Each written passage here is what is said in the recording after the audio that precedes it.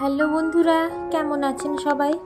আশা করছি যে যেখান থেকে আজকের আমার এই ব্লগটা দেখছেন সবাই ভালো আছেন, সুস্থ আছেন এবং স্বাভাবিক আছেন। আমরাও ঠাকুরের আশীর্বাদে সবাই বেশ ভালো আছি। আজকে একেবারে সকালবেলা থেকেই আপনাদের সঙ্গে আমি আমার ডেইলি রুটিনটা শেয়ার করব। তো আপনাদের যদি আমার এই ডেইলি রুটিনটা ভালো লেগে গিয়ে থাকে তাহলে একটা লাইক করে দেবেন আর সাবস্ক্রাইব করে আমার পাশে থেকে যাবেন। সকালবেলা ঘুম থেকে ওঠার পরে বাসি কাজগুলো টুকটাক যে সমস্ত থাকে ওগুলো তো শেষ করে নিয়েছি। তারপরে ঘরে জানলা খুলতেই দেখি যে মানি প্ল্যান্ট গাছটা লাগিয়েছিলাম, তো তাতে দেখছি গাছের গোড়ায় আগাছা হয়ে গেছে। প্রায় এটাকে পরিষ্কার করে নিই, তবুও জিনিসটা সাদা হওয়ার জন্য খুব সহজে এটা নোংরা হয়ে যায়। তো সেই জন্য আগাছাগুলো পরিষ্কার করার পরে একটু ধুলোবালি বা কাদা গায়ে লেগে গেছে, সেগুলোকে একটু জল দিয়ে ভালো করে মুছে পরিষ্কার করে নেব। আসলে সাদা জিনিস একটু ভালোভাবে যত্ন করে না রাখলে কিন্তু সেই জিনিসটা মোটেও ভালো লাগে না দেখতে। আর সাদা জিনিসটা কিন্তু যদি যত্ন করে রাখা যায় তাহলে সেটা কিন্তু সমস্ত রঙিন জিনিসকেও হার মানিয়ে দেবে। তারপরে জামা কাপড় কিছুটা কালকে গোছানো হয়েছিল, তো সেগুলোকে একটু ঠিকঠাক করে রেখে দেব আর জায়গার জিনিসগুলো জায়গায় রেখে দেব। বেডশিট বলুন আর এই আলনাটা একটু গোছালো হয়ে আছে, ওটাকেও একটু ঠিক করে নেব।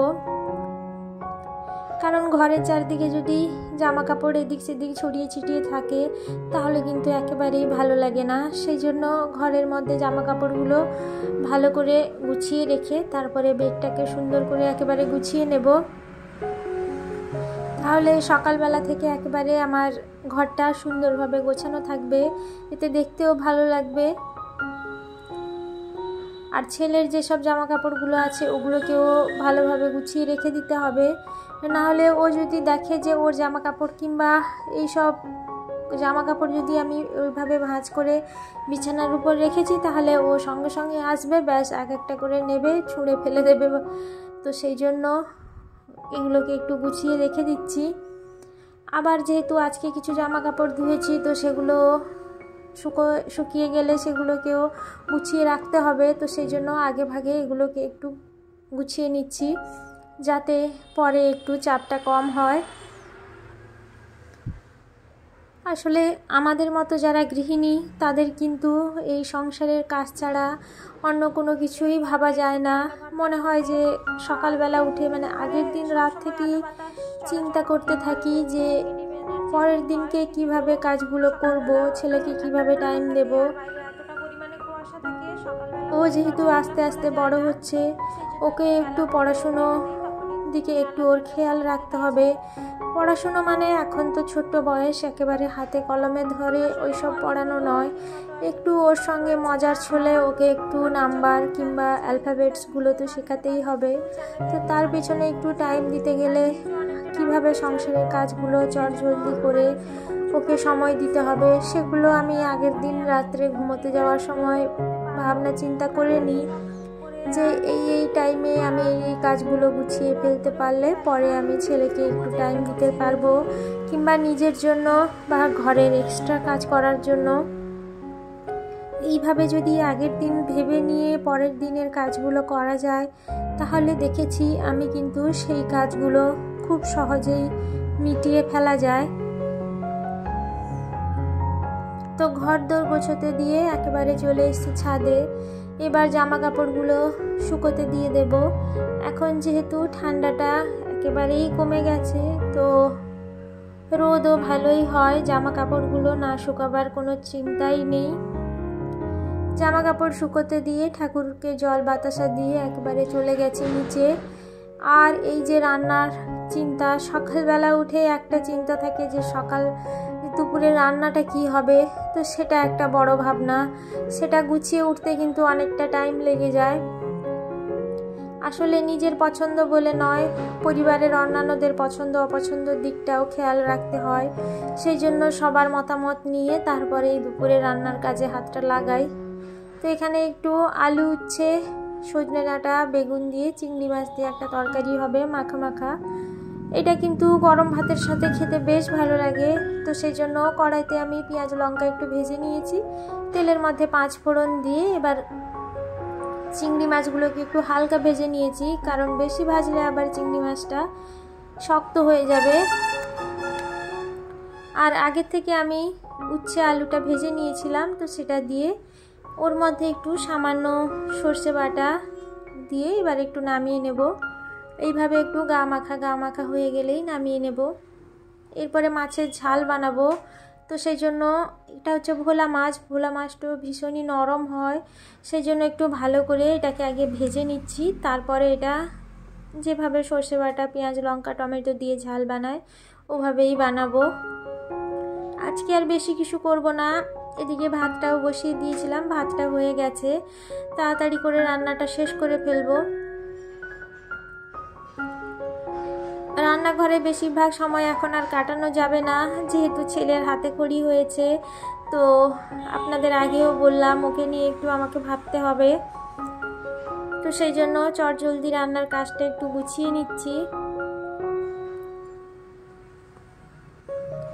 ঝোলটা ফুটে উঠেছে, এবার মাছ আগে থেকে ভেজে রাখা মাছগুলো ঝোলের মধ্যে দিয়ে একটু ফুটিয়ে নেব, যাতে মাছগুলো সেদ্ধ হয়ে যায়। বন্ধুরা, আমার ভিডিও আপনাদের কেমন লাগছে অবশ্যই আমাকে কমেন্ট করে জানাবেন। যদি ভালো লেগে থাকে তাহলে একটা কমেন্ট করবেন। আপনাদের একটা কমেন্ট আমাকে কিন্তু অনেক ভালো ভিডিও বানাতে অনেকটা সাহায্য করবে, কারণ আপনাদের সাথে ছাড়া আমি কিন্তু আমার এই পথ চলা একেবারেই অতিক্রম করতে পারবো না। আপনারা আমার সাথে আছেন বলে আজকে আমি এত দূর পর্যন্ত আসতে পেরেছি। এভাবেই আমার সাথে থাকবেন, পাশে থাকবেন, যাতে আমি আমার লক্ষ্যে খুব সহজেই পৌঁছাতে পারি। রান্না বান্না শেষ হয়ে গেছে, এবার রান্নাঘরটা একটু ক্লিন করে নেব। যেহেতু আজকে মাছ রান্না হয়েছে, তো মাছ রান্না হলে মাছের তেলটা দেখেছি একটু চারদিকে ছিটায়, তো সেই জন্য রান্নাঘরটা সঙ্গে সঙ্গে পরিষ্কার করে নিলে ভালো হয়। আর না হলে রান্নাঘর থেকে একটা মাছের আঁচটে গন্ধ বেরোতে থাকে, তো সেটা একেবারেই ভালো লাগে না। তো সেই জন্য রান্না শেষ করে রান্নাঘরটা একেবারে পরিষ্কার করে নিচ্ছি।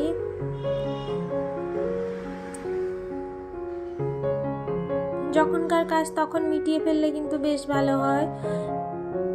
কাজটাও যেমন তাড়াতাড়িভাবে শেষ হয়ে যায়, সেরকম কাজের প্রতি যে একটা অনীহা থাকে, পরে করব বলে, সেই কাজের প্রতি কিন্তু একটা অনীহা চলে আসে। তো দুপুরে খাওয়া দাওয়া শেষ হয়ে গেছে, এবার একটু ঘরের এই জিনিসপত্রগুলো একটু মুছে নিচ্ছি, কারণ ছেলে এখানে এসে আয়নার সামনে নানা রকম অঙ্গভঙ্গি করতে থাকে, আর যা খাবে এই আয়নার মধ্যেই ও হাতটা নিয়ে মুছে দেয়। তো সেই জন্য এইগুলোকে একটু একদিন পরই ভালো করে মুছে নেওয়ার চেষ্টা করি। ঘরের যেসব আসবাবপত্র আছে ওগুলোকে একটু যত্ন করে রাখার চেষ্টা করি। আসলে বুঝতেই পারছেন, মধ্যবিত্ত পরিবারের একটু সামান্য জিনিসকেও সেটাকেও ভালোভাবে গুছিয়ে সাজিয়ে যত্নে রাখতে হয়। যেটুকু আছে বা যে কটা জিনিস আছে সেগুলোকে একটু গুছিয়ে সাজিয়ে সুন্দর করে রাখার চেষ্টা করি। সব সময় না পারলেও যখন টাইম পাই তখন ঘরের কাজেই সব সময় নিজেকে ব্যস্ত রাখার চেষ্টা করি, তাহলে আর বাইরের নানা রকম আজে বাজে চিন্তা ভাবনা মাথায় আসে না। নিজেকে সব সময় যদি কাজের মধ্যে ব্যস্ত রাখা যায় তাহলে কিন্তু বাজে চিন্তা ভাবনা একেবারেই মাথায় আসে না। ওই বিকেলবেলা পিএনপিসিতে যদি না বসে এইসব করা যায় তাহলে কিন্তু নিজের পক্ষে এটা খুবই ভালো। তাহলে বন্ধুরা, আজকের মতো আমি আমার ব্লগটা এখানেই শেষ করছি। আপনাদের সঙ্গে দেখা হবে আবারও একটা নতুন ব্লগ নিয়ে। ততক্ষণে সবাই ভালো থাকবেন, সুস্থ থাকবেন, সাবধানে থাকবেন।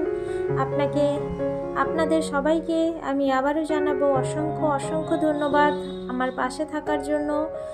আপনারা আমার পাশে এভাবেই থাকুন সব সময়।